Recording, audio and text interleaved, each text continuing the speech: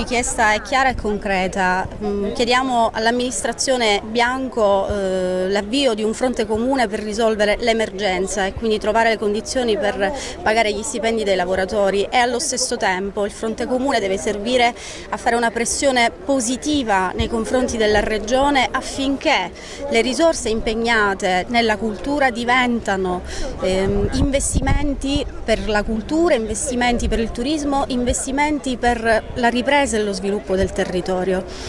Tanto si è parlato di questa vicenda, noi rappresentiamo i lavoratori dei teatri. Sui teatri la crisi negli ultimi anni ha prodotto enormi danni. È chiaro che a fronte delle riduzioni nelle entrate bisogna immediatamente, si è in ritardo nella